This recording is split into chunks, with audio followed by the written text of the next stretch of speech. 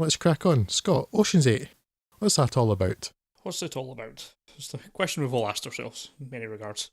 I'm not sure there was ever a huge demand to reboot the Rat Pack vehicle Ocean's 11, but it happened anyway, and by most accounts, I've not seen the original. It took a bad film and made a good, or at least enjoyable one, out of it. So a useful remake, a sensible remake of taking the bad films for once. Yes, exactly the sort of thing that should happen, rather than the precise opposite, which seems to normally be the modus operandi. But anyway, sadly, the entirely unnecessary Ocean's 12 was so awful that few people bothered to see Ocean's 13, and so the whole idea lay low for a decade. So, here we are, with this mainly female-led reboot, which I'm similarly not sure there's a huge demand for, but, well, we've got it anyway.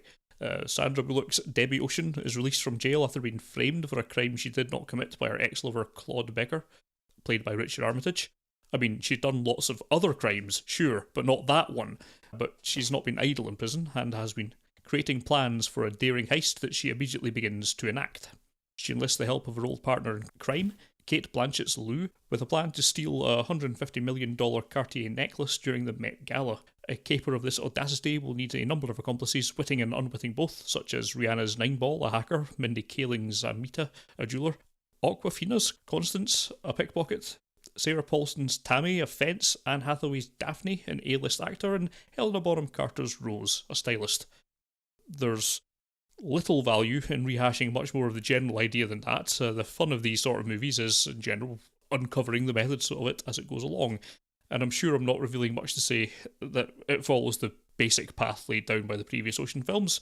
Plans within plans, wheels within wheels, reveals within reveals, that sort of thing. The problem is that it's kind of hard to care about plans, wheels, or reveals in a script that's, well, serviceable, is about as good as I can come up with the saying about it. It's not outright bad, and it's certainly more enjoyable than I recall Ocean's 12 being, but it's all very ordinary. While I like most of the supporting cast, the two leads, and I'm in general less enamoured with, didn't really see any chemistry at all between Bullock and Blanchett throughout the entire film, which really hampers everything. It's trying its best of the same kind of bouncy, punchy dialogue that Clooney and Pitt had in the first Ocean's 11 film, but it just doesn't nail it at all, and it's not disastrously bad, it's just ordinary. As mentioned, Kaling, Hathaway and Bonham Carter in particular managed to inject a bit more life into proceedings, and it stumbles along more or less amiably enough to the end without ruffling too many feathers. It even survives dropping James Corden into the final act, which is a remarkable feat indeed these days. What did they drop James Corden into and from? Because those are important things to know. Yes. Sadly, a role as an insurance investigator rather than an active volcano, which is... Oh. Now, like most of these films, the actual final reveal of where the Kansas City Shuffle ends up holds up to precisely zero scrutiny, and if nothing else requires a jailbird to have a surprising level of insider information about years distant Metropolitan Museum of Art exhibition schedules. But that's the kind of thing that's going to come to light if you think about the film afterwards, and this is very much the sort of film that invites no scrutiny whatsoever on leaving the cinema. Indeed, I've largely forgotten what it was about already, and I only saw it last week. It's pulled in quite a decent box office, and I'm not sure how I feel about that. I've seen much better films do worse, and much worse films do better, so I suppose I'll remain neutral. Does it need a sequel? No, but when's that ever stopped anyone? And while this isn't much more than a slickly produced slice of competency, I wouldn't automatically dismiss the idea of watching another one of them. So, Ocean's 8 gets an official Thuds on Film score of fine. Out of 10, probably.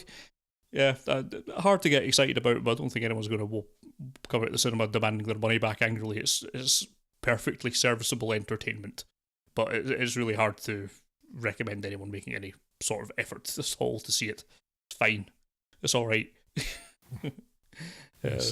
I made precisely zero effort to see it, and had I been able to see it with making almost as little effort, I probably wouldn't have done. I've seen the trailers and it just left me completely cold. First of all, it's the fact that it's simply unnecessary. Why for a film? Really? Yeah. It's like there were 3 Ocean's 11 films with the George Clooney one of which is pretty good, one of which is decent, one of which is an abomination. And that seemed plenty, given they'd already gone one film too far in that about, although that was the middle one, which doesn't make a lot of sense. But and then it's got Sandra Bullock, who occasionally be okay. She can surprise me with things like The Blind Side or The Heat. Actually, I thought she was really quite good, and I hadn't expected much from that. Mm. And I thought she worked quite well with Melissa McCarthy in that. But she's not an actress that particularly excites me. No. Oh, it's Sandra Bullock. Okay, I guess. Yeah. Whereas Kate Blanchett, for the most part, I really, really don't like, and as an actress I've never really understood the regard for. Yeah. I don't think she's very good. So that turns me off. And then Rihanna, the only times I've seen her act are the clips I've seen from Battleship, which is quite legendarily awful, and the Shy Ronnie video she did with The Lonely Island, in which she is awful because she can barely speak her lines, and those are like 4-minute skits and she has 3 lines in them. So that turned me off somewhat. Rihanna's all right in this. No real complaints. It's stunt casting. I mean, there's obviously better actresses than Rihanna walking around, but she's okay. She's clearly there for the star power rather than of her pop career, rather than her actual acting one. And I did actually see Battleship for, I don't know why, but Rihanna's probably the least objectionable thing in that film, to be honest. But that's a different story. And that's a low bar. Yes. Yeah, but the point is like I'm not going to be excited by Rihanna being in it. Yeah. And the rest of the people, I mean, I've seen them in much better things, but it's like, okay, got no enthusiasm for one of the leads. I really don't like the other lead. Don't like the stunt casting. The trailers all look terrible. Yeah. Anne Hathaway came away particularly badly in the trailers and clips I'd seen. So the whole thing just left me so cold, and I've just got no interest in seeing it. And the things you said suggest it's not really. Yeah, I'm not going to be able to change your bothering mind. about.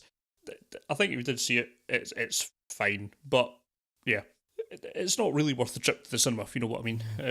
If it stumbles up on Netflix at some point, then yeah, give it a go. But unless it involves absolutely zero barrier to entry, I don't really think there's an awful lot of reason to go and seek it out. And had no antipathy towards it, just a complete lack of enthusiasm. So, nah, no thanks, I'll not bother with that.